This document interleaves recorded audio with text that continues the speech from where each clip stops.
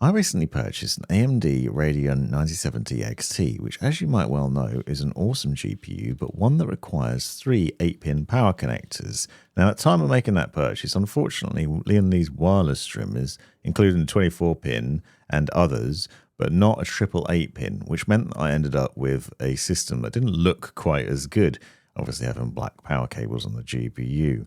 Previously, I was running a 4090 with a 12-watt high power strimmer in it, but then the NVIDIA drivers kept making my screen go black. Not ideal, so I made the purchase and the swap to the 9070, and this has actually really helped with terms of performance and any issues, and I'm gaming away happily and making videos once again. But the good news is, if you're like me and you've been waiting for this, that from the 19th of June, Lian Li's releasing the triple 8-pin wireless strimmer, so you can add this to your system if this is something you want to do. So this is the same sort of logic as the other strimmers, and as you can see, the box includes white clips, so if you want to get rid of the black bits on it, you can. But it has the same sort of logic as the other cables in that it works as an extension cable for your power supply cables. So you'll see it as connectors on one end to connect to the power supply unit and the other end to your graphics card. So this is going to be a nice upgrade to the system. Like the other wireless strimmers, this is going to require the wireless dongle. So it's pretty easy to set up in terms of the wiring logic, but you do need the wireless dongle, which plugs into a USB port on your motherboard, or alternatively can be connected up to the motherboard directly. You can get this dongle with triple packs of the wireless fans if you're using those. You can also get strimmers where it's included if you pay extra, or you can purchase it separately, but it is essential because you need this to be able to control the RGB lighting and connect up to the wireless cables, so it's worth noting that. Now this can alternatively be plugged directly into the motherboard to a USB header and a system fan header, and then nestled away at the back of your case, which makes things neater, but it is important to get. Wireless strimmers essentially are extension leads, so you still need a power supply unit with 3 8-pin PCIe power cables.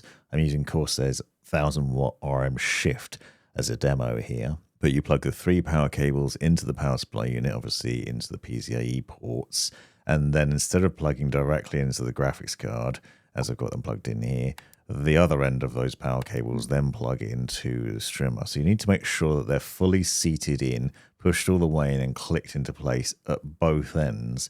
Obviously, you need to make sure that the ends plugging in from the power supply are plugged in fully to the strimmer itself, and then the other end of that will then be plugged into the GPU, and you need to make sure that's plugged in firmly as well. Now I'm demonstrating this inside the NZXT H9 Flow RGB, which I found one issue with that I want to get to in a second that's important to know.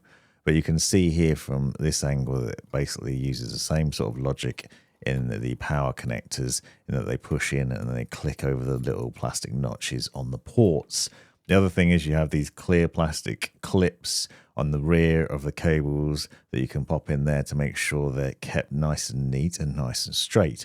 But what you will notice is I do have a little bit of an issue here, basically trying to feed this power cable through to the rear on this case. I think it's worth noting if you've got narrow ports in the bottom of your PC case that this might be an issue too, because it's got quite a chunky end to it with some plastic clips on it.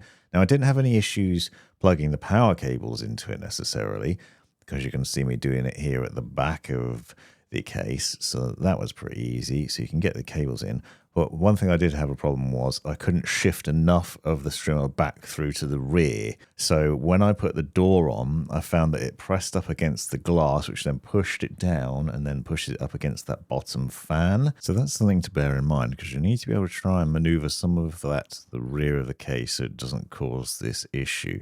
It was basically just pressing up just slightly against the glass. You'll be able to see it from this angle here, but it wasn't impacting the GPU. It's not putting loads of tension on the ports on the graphics card. It was more how it was interfering with that bottom fan, which is why you can see a slightly jaunty angle here, because I was basically trying to get it out of the way.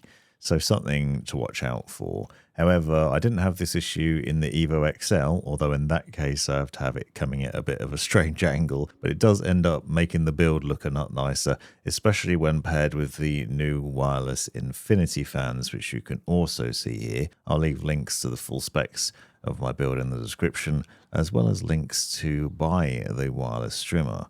So obviously once it's installed, you can then see it set up within L-Connect. So you have the wireless sync set up here, and you'll notice that I've got the Strimer set up in the system here. You can link it to the system and then identify it. The other thing that I wanted to point out quickly is that I've also got the standard. So the 24-pin power cable you can see in my system is actually not the wireless version. It's the original one, the Strimer Plus. So you can combine those if you're wondering. If you have the originals but you want to throw in a wireless one into the system, you can do that, although obviously you'll need both controllers. And then if you go into this section for the Strimer wireless, obviously you've got a various different amount of lighting effects. So you can see there are a lot of different ones available in here. You can adjust the speed and the brightness of them. You can change the color. You can separate out the individual bits, so the runs on there as well. You can tweak and do all sorts with these, especially if you're on the all effect. You have a lot more effects you can go through. Obviously, there's a lot more to choose from, and it has some really nice effects on it. So it's worth just having a look and going through that. But I also like the fact that you can go into the quick sync lighting section, and then you can choose anything in here that's got a W and a star next to it. It basically will work with any of the wireless devices. And then you can just apply that, and it'll apply it to all the systems. So if you've got wireless fans in the system, for example, then that's a good way of doing it, because it'll apply effects to everything in there. Hopefully you found this useful. This has been The Provoked Brawn. Thanks very much for watching. You've made it right to the end of the video, you brilliant legend you. If you've enjoyed it, click that subscribe button, give me a thumbs up, and drop me a comment down below if you've got any questions. If you really enjoyed it, consider joining the channel and see the benefits of doing so. Check out these other videos. You might well find them interesting or useful. And most importantly, have a great life.